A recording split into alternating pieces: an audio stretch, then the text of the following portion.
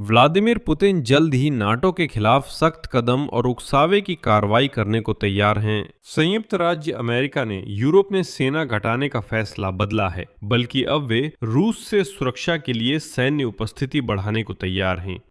America की खुफिया agency ने पोलैंड को चेतावनी दी है कि मॉस्को पोलिश क्षेत्र में सशस्त्र उकसावे की योजना बना रहा है।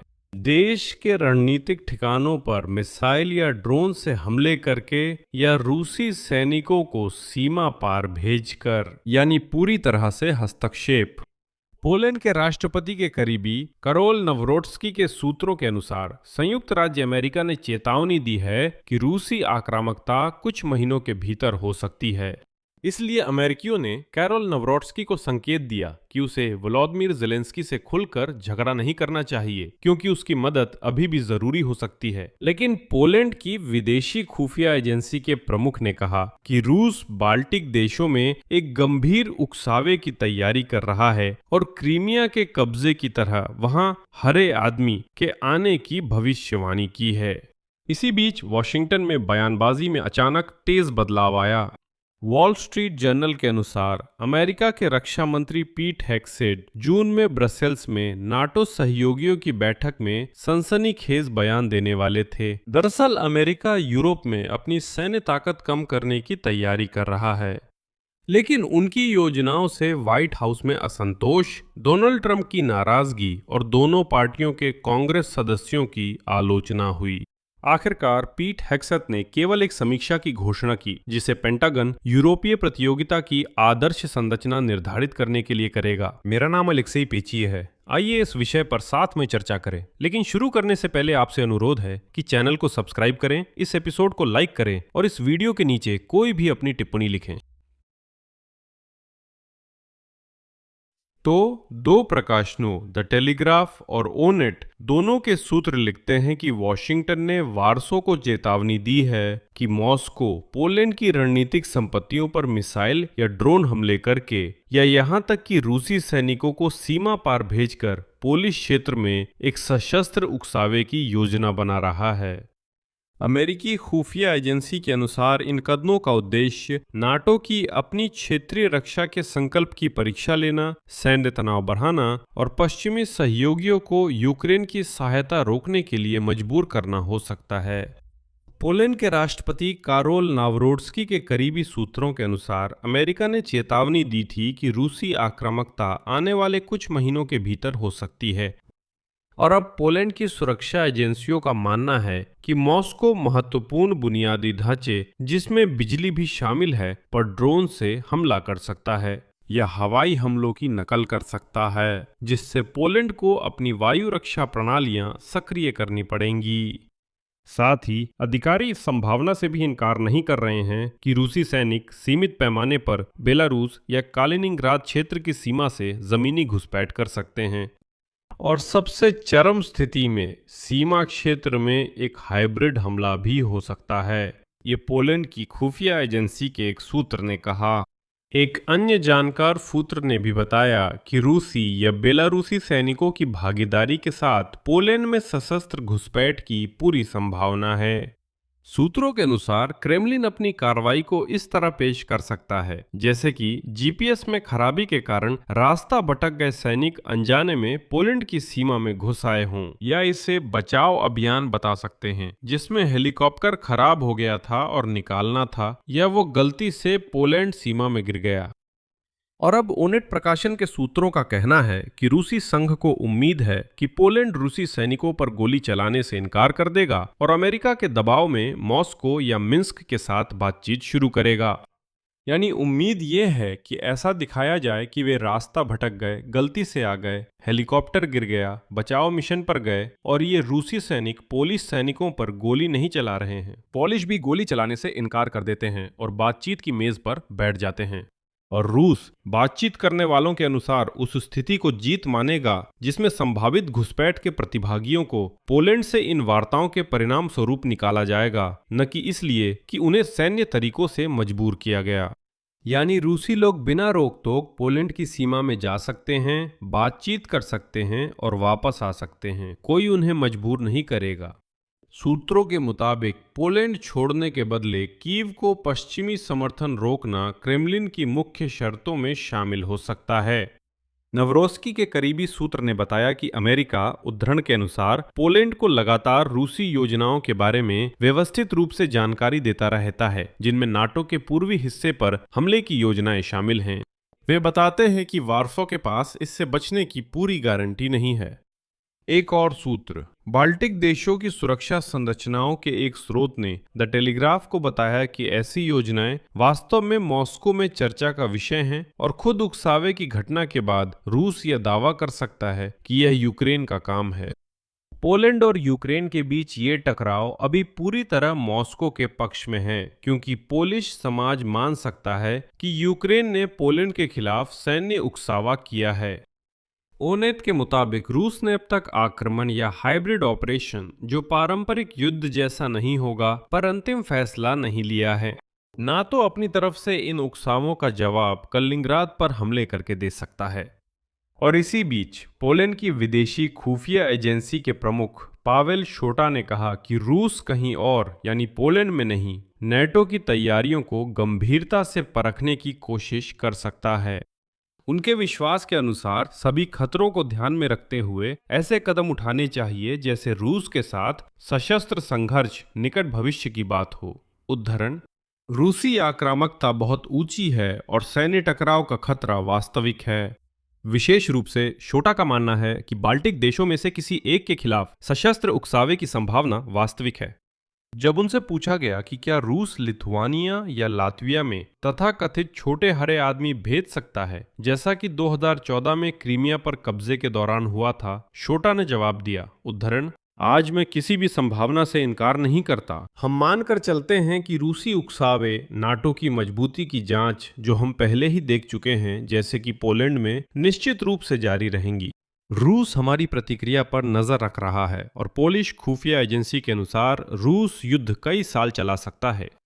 क्रेमलिन संघर्ष को जारी रखने के लिए रूस की अर्थव्यवस्था और विकास की कुर्बानी देने को तैयार है। व्लादिमीर पुतिन इससे पीछे नहीं हटेंगे, क्योंकि खासकर घरेलू दर्शकों के लिए उन्हें खुद को विजेता के रूप में पेश करना है।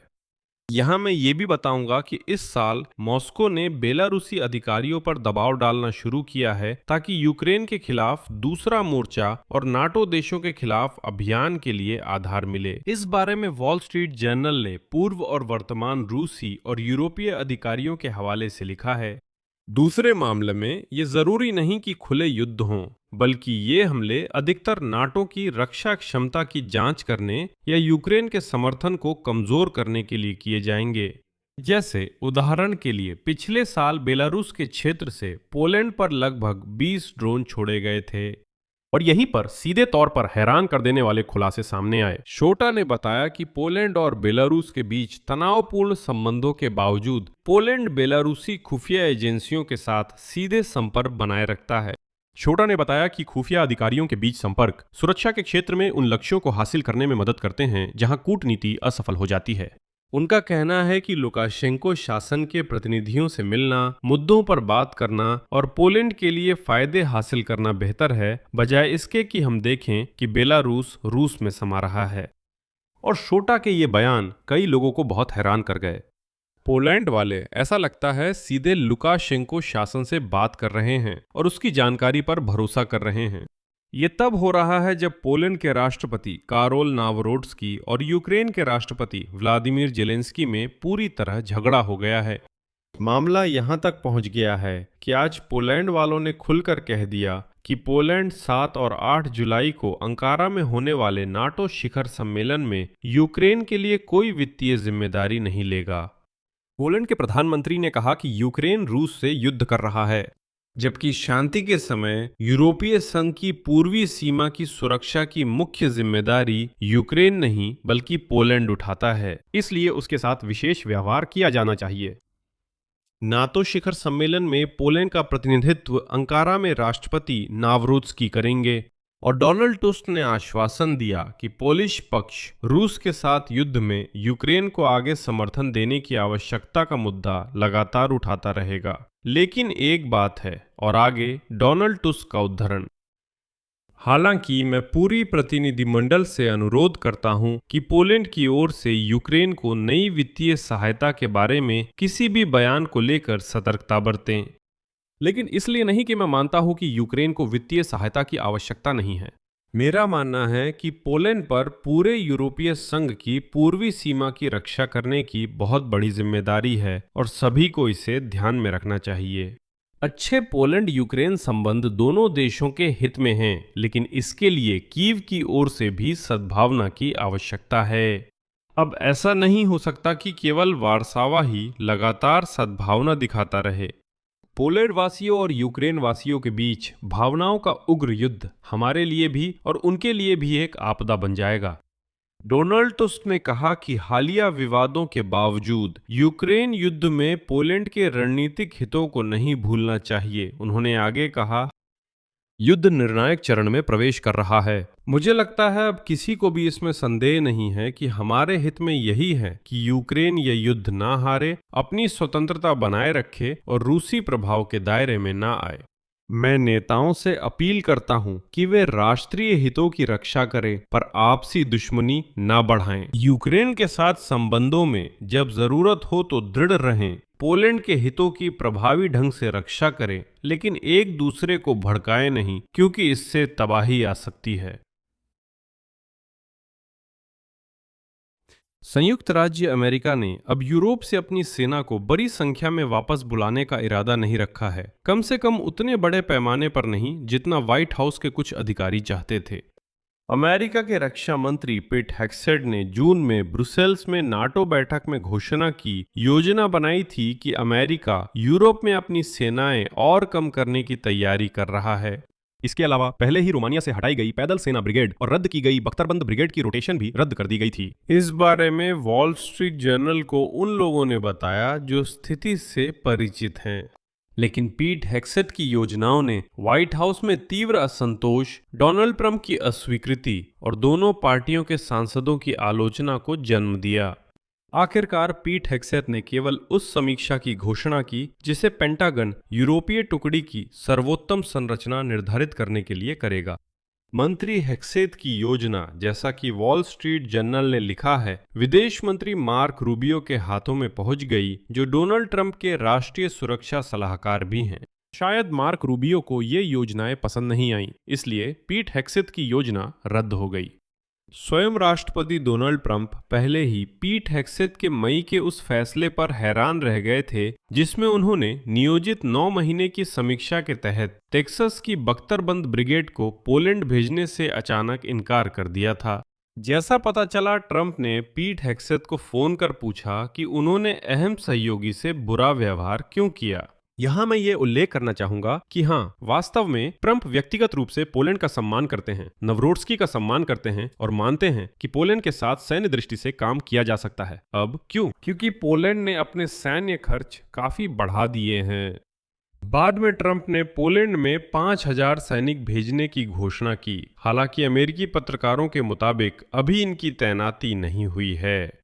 वॉशिंगटन के बार बार कहने के बावजूद कि यूरोप को अपनी रक्षा पर ज्यादा खर्च करना चाहिए और अमेरिका पर कम निर्भर रहना चाहिए, हेग्सेट को मिली प्रतिक्रिया इस बात का संकेत है कि अमेरिकी प्रशासन ने अभी तक ये तय नहीं किया है कि यूरोप में अपनी सैन्य मौजूदगी को किस गति और किस पैमाने पर कम किया जाए। क्या ऐसा करना चाहिए या नहीं? अब पेंटागन की नई पहलें रिपब्लिकन और डेमोक्रेट दोनों को चिंता में डाल रही हैं।